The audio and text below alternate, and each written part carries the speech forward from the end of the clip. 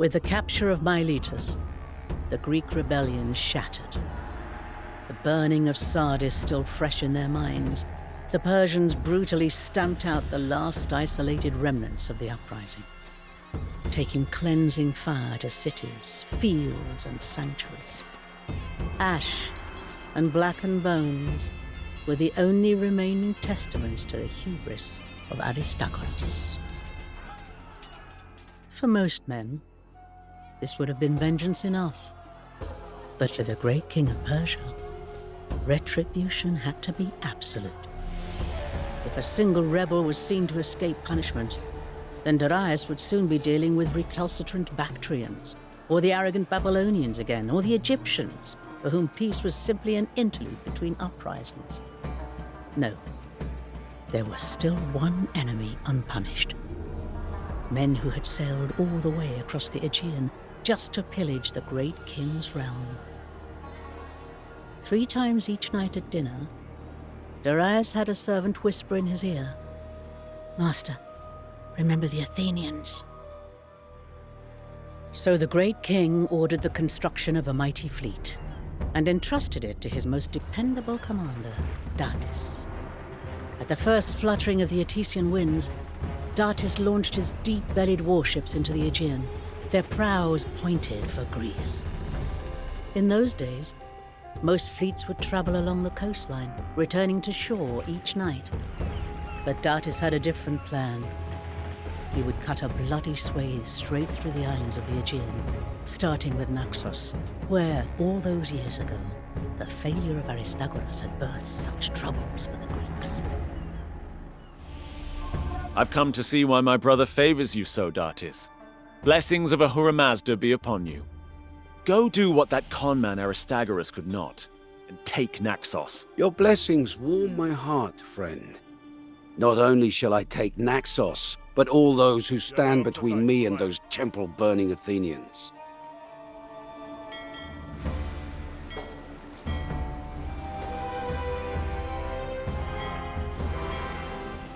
Akshnumi, Takulavami, Adam Taijayami, Ushamai Hishtata, Mayama, Yavatu Vamkama, Vainami, Akshnumi, Yathatu Vamkama. You are subjects of the great king now. He is beneficent, if you are loyal. Ushiyamai Ishtatai. Kunaumi. Kunaumi. Kunaumi. It should not take gold to make you see the great king's righteousness. Accept my advice, people of Naxos.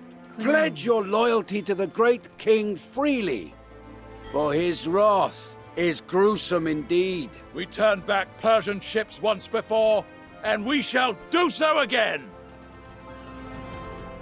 Kunaumi! You thought I'd leave all the glory to you, Datis? Help me establish a foothold, then I can finish hunting our old foe, Dionysius.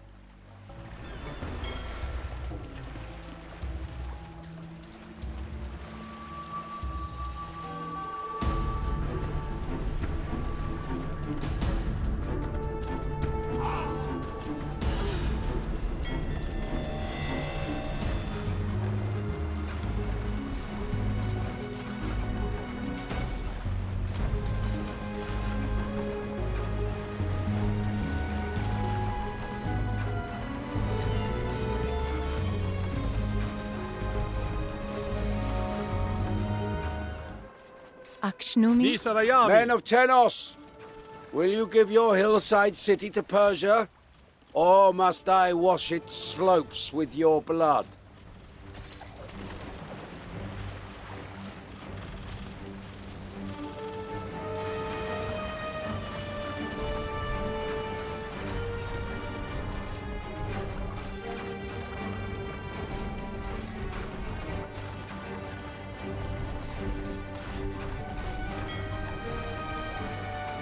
Tenos, abundant in fresh springs, now gives succor to our thirsty soldiers. Kunaumi.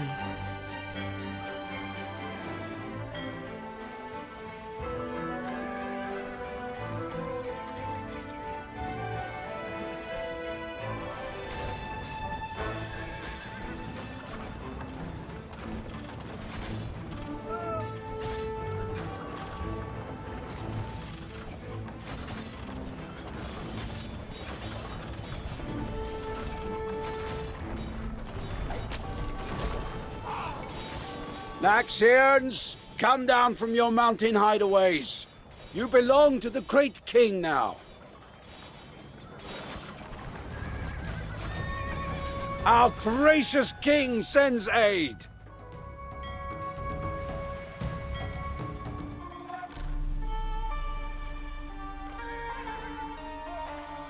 Delians, do not hide away from me. I mean your sanctuaries no harm.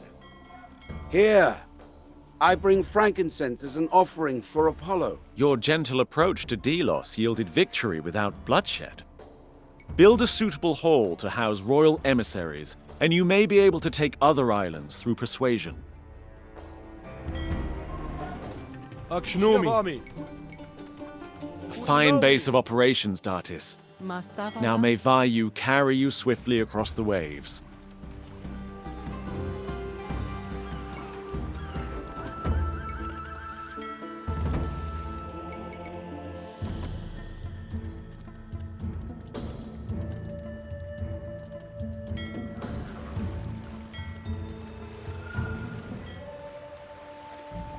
Parians, I have long admired the pristine white marble you quarry. Do not make me stain it with your blood.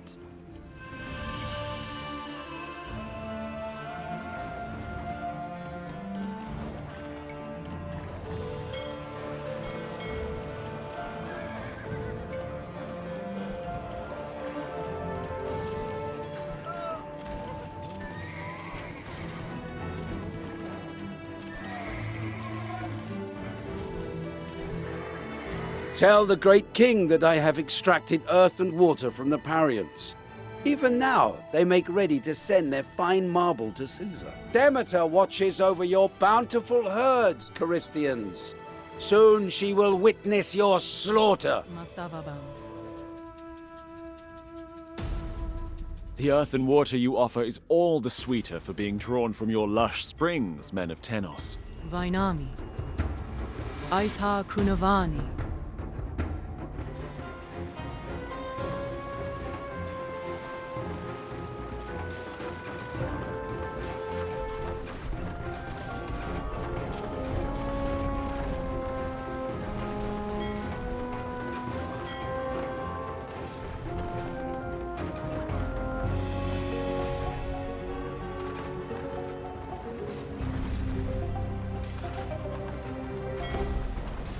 Splendid work, Datis.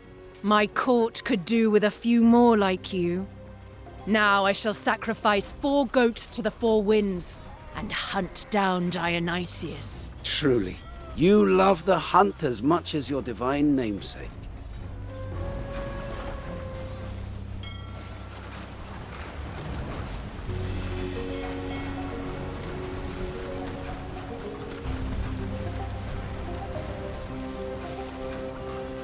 Look, men!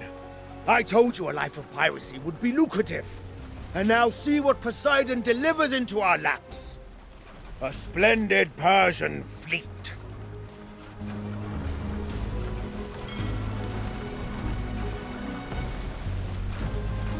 Enough! Plot a course westward. We should be feasting on fat Carthaginian merchants, not wrangling with Persian warships.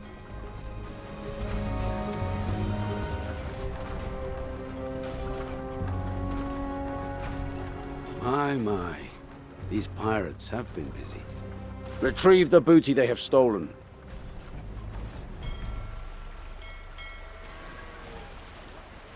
Andrians, I have no wish to sully your rich fisheries with gore. But if you resist, I shall roll your corpses off the quay by nightfall.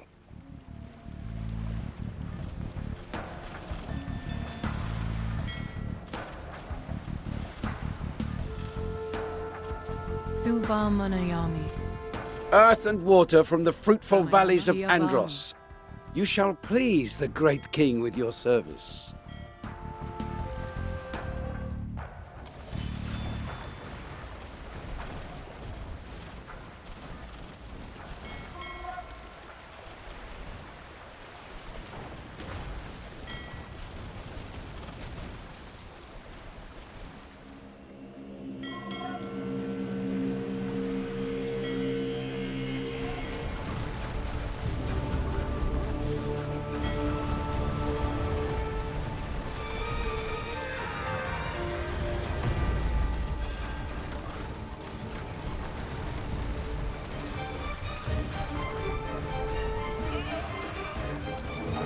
People of Chaos, lay down your arms, and we shall let you tend your terraced slopes in service to the great king.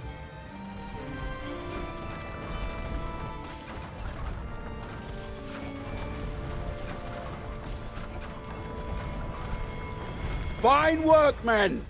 But our conquest has only just begun. We shall take the rest of Euboea, and then on to Athens!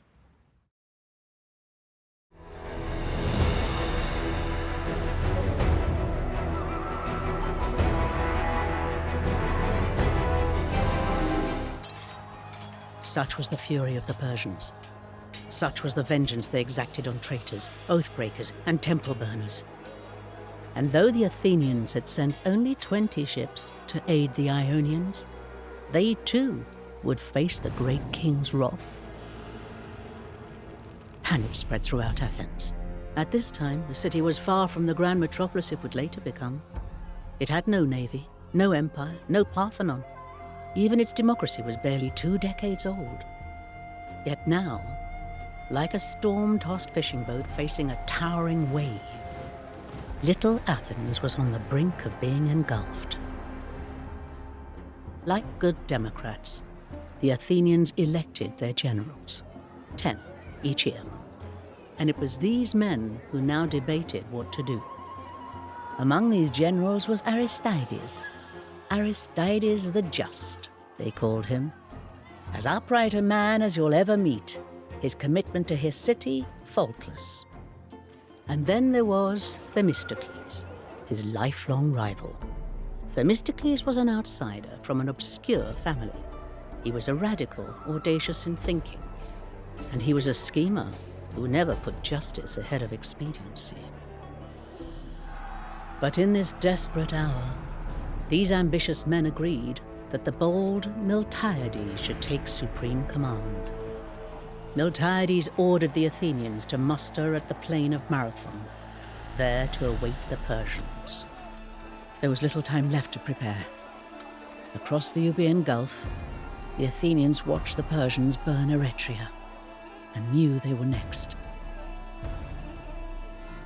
Put the cities of Euboea to the torch, one by one. Let the Athenians see what awaits them. We need every man we can muster, Themistocles, and few can match your powers of persuasion. Gather as many as you can, and meet us at the plain of Marathon. Watchword is Zeus Soter. Ne, ton dia. Eso. Vaino. Akuo.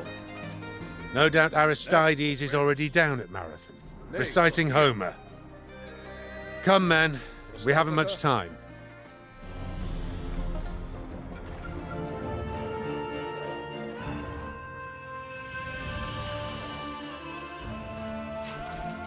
Thank you, Themistocles. Our family have been smiths for generations. Let us give you these fine greaves as recompense. Ah, Themistocles. Would that we could help you, but the men have been spooked by the recent theft of our town's holiest relic, the shield of Menesthius. Recover the shield, and they may recover their fortitude. General Themistocles, we are eager to join the fray, but our town is menaced by bandits. We dare not leave it unguarded.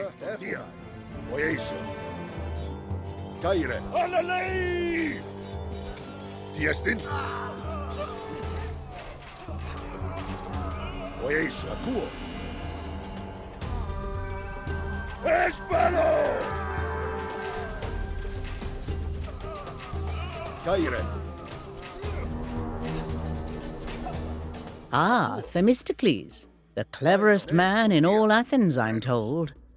Yet even wily Odysseus needed divine aid now and then.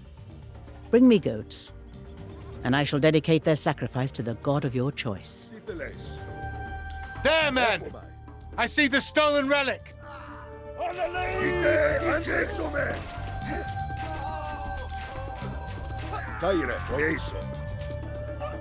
Let's get this back to Sphetus and put the courage of Menesthius back into their men. Prostagmata, Vaino. As menos. Echomai. How have you men got yourselves so lost? I hope your fighting skills are greater than your sense of direction. Tell me, Themistocles, to which god shall I offer these goats? Diestin?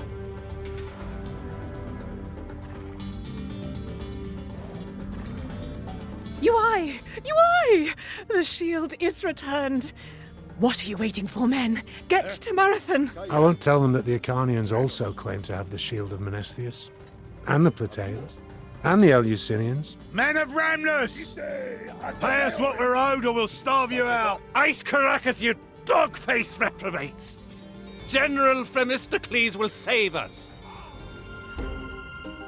Amarinthos has fallen. By Zeus, the Persians are making short work of Euboea. Nay, Tontia. Titheles, Akuo. As menos, Our soldiers will not leave their women and children alone while the great wolf Ornacles stalks our city. Slay the beast, and our spears will be yours. Etoimos, nay, Tontia. Our thanks, Themistocles. We march to Marathon, but take these few guards in case you encounter any more malefactors. I'm starting to feel like Heracles performing all these labours. And this beast had jaws to match the Nemean lion, that's for sure. Let's take the pelt back to Oropos. There are Medises in our midst, Themistocles. Men who would rather betray us to the Persians than stand and fight.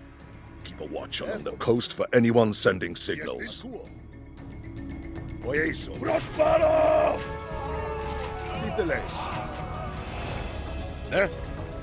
Oh, look at the shine on them Attic drachmas. Loveliest sight in the world. Diestin? Nay, Tontia. Survivors from Charistos. Join me, men, and I'll give you the chance for vengeance. The Persians have seized Styra. Its stores of purple dye now mingled with blood. They are almost done with Euboea. Our finest runner, Phidippides, prepares to fetch aid from other cities. Themistocles, we need you to escort him part of the way.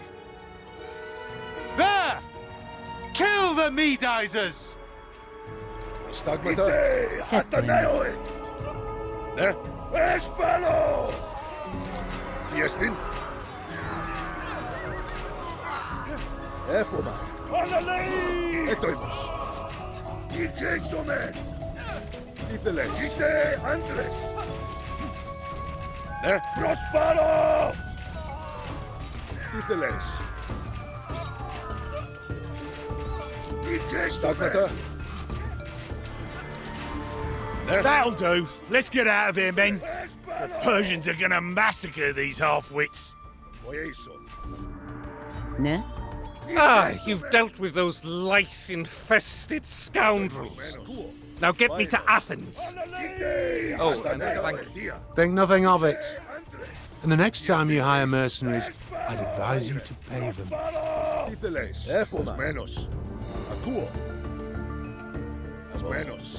Steadfast Eretria has fallen. The Persians will soon be upon us. He returns! Like brave Heracles, he returns, draped in the pelt of the beast. These picked men will join you, while the rest of our forces march to Marathon. Thank you, sir. Thank you. Here, take these weapons from the village storehouse. Oi, my. Melanthios is dead. I suppose we can't rely on his support. We've put a stop to this treachery. But perhaps, with a few false signals of our own, we could sow some confusion for the Persians.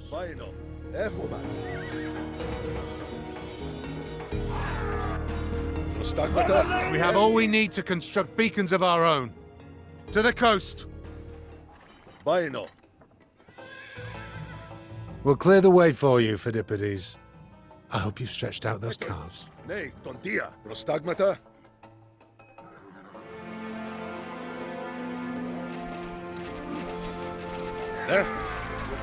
Diestin? Diestin? Prospero! Prostagmata, Tithele. Vaino. Oieso.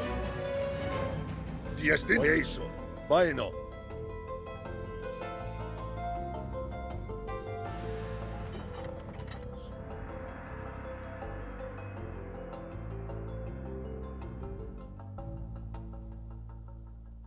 Hermes guide you on your way, Phidippides. Akuo. Ostagbaino. Nei, tontia.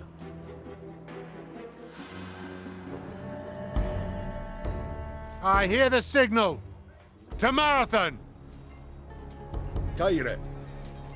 Echomai. Oieso. Well met, Themistocles. I expect you to set aside our differences. Backstabbing in the assembly is politics. Here, it is treason. Sharpen your swords, men, for you are the great king's vengeance made flesh. And so you will be swift, you will be fierce, and you will be merciless. Form ranks, men. Form ranks and hearken to me, Athenians. Your foes today are far from home, dragged here to serve a king they have never seen. But you men, you fight in the very shadow of the city that nurtured you, that shelters your wives and children. Now, for Athens! Charge! Archers, loose!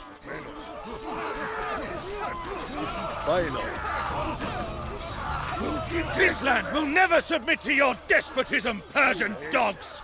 The day is lost! Back to the ships! Athena, witness our victory! May the great king's halls be filled with wailing widows. Never again will he trouble our shores. I fear it will take more than one battle to deter the Persian king.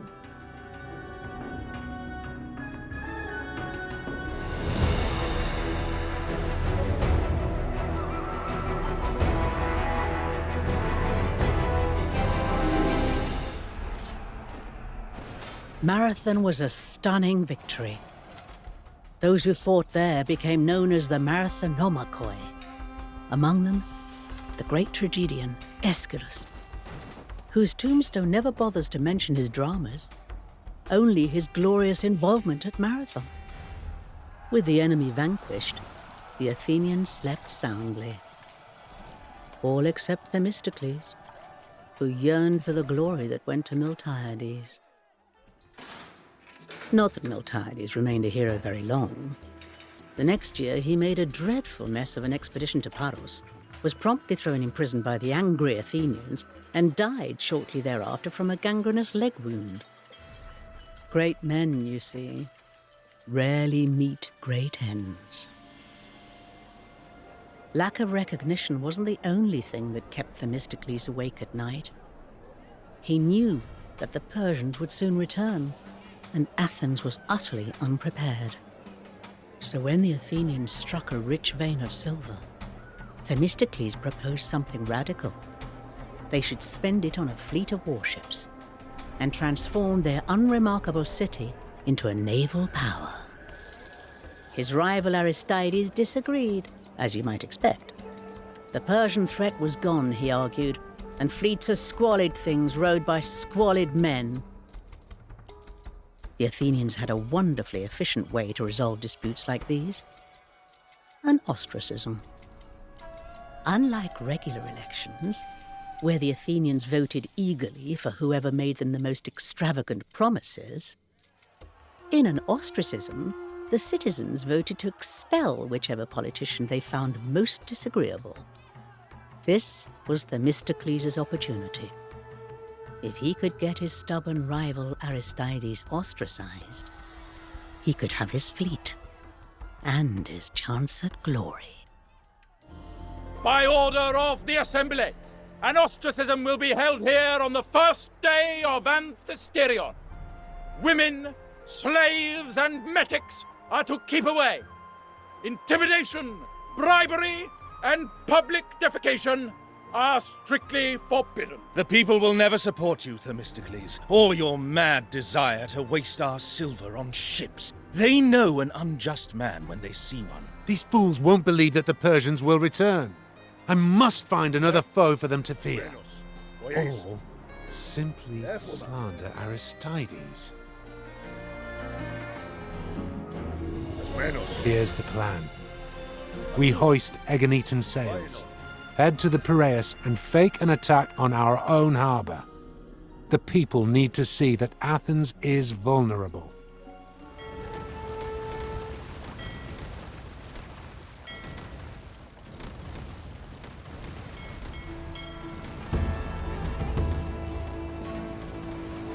That should do it.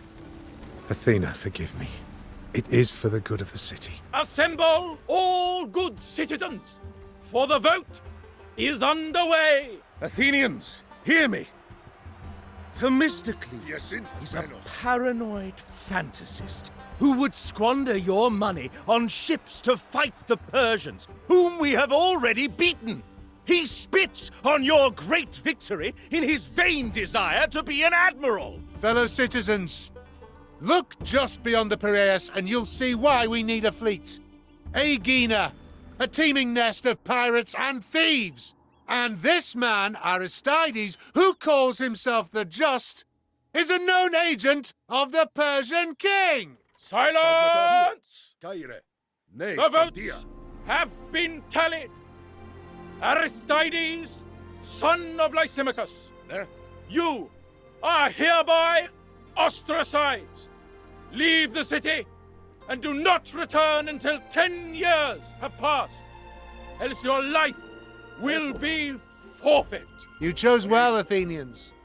Now to build a fleet and cleanse the Saronic Gulf of Aeginetan piracy. Fine. Destroying pirate shipyards will help both to pacify these waters and to train our crews. The Aeginetans attack Laurion. I was right, citizens. Without ships of our own, we'd be completely at the mercy of these ravening pirates.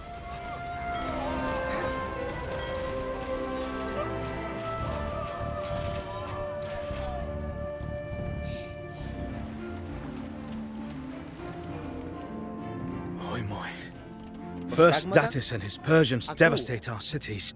Then pirates come to prey on our defenseless people. If you were to fortify your side of the Euboean Gulf, Athenian, it would surely deter our enemies. The Phoenicians, craven subjects of the great king, have had free run of the Aegean for too long. Now that we have the ships, we should strike their rich merchant vessels.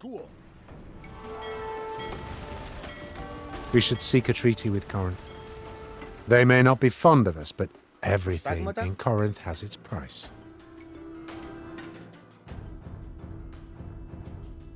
That seems to have satisfied the Corinthians. Miserly wretches.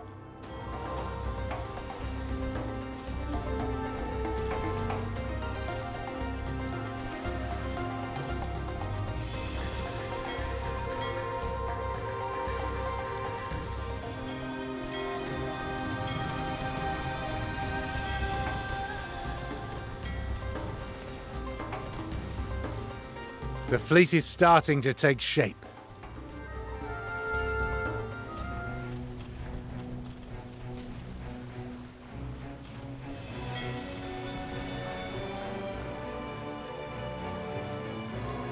This Thracian pine will make our ships stronger, lighter.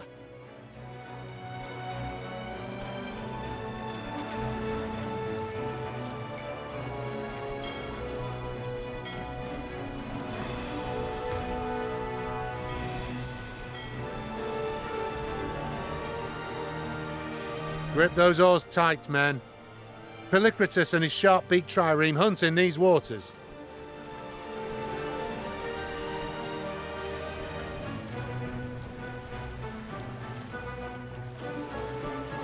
Egyptian linen.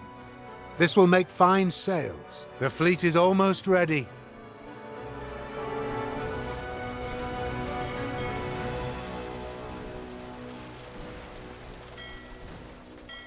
Starting wars to serve your political ends, Themistocles. Let's hear you spew your slander when I sink you to the bottom of the gulf. Not so cocky now, Polycrates. Fish him out of the water, men. The Aeginetans can have him back when they surrender.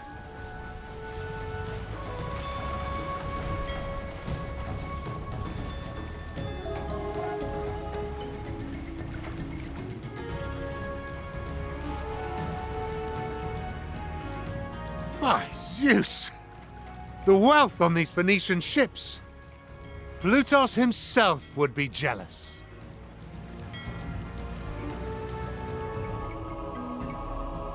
Iberian copper to strengthen our rams.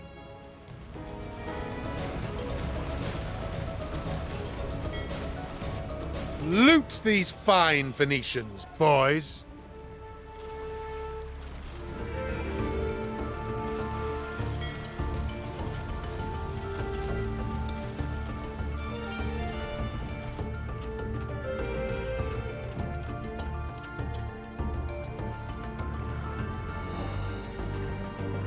Lebanese cedar. Quite the find.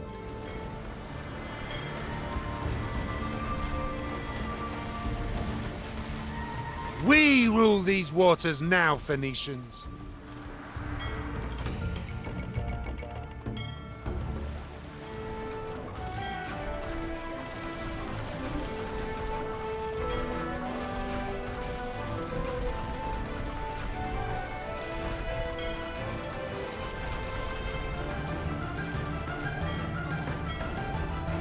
Lelantine fields and pastures feel safer already, with such a stout fortress across the Gulf. You can count on our aid, Themistocles. Our captains will appreciate these fine hemp ropes.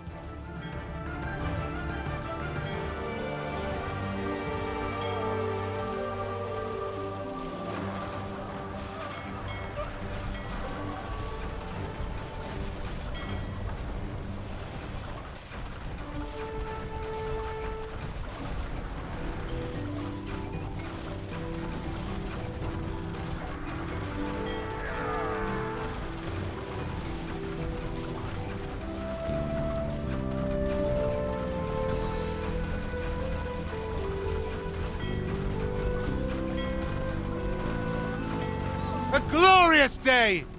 Be proud of yourselves, Athenians. With this fleet, we can withstand any foe, be they Aeginetan raiders, rapacious pirates, or the ravening myriads of the Persian king.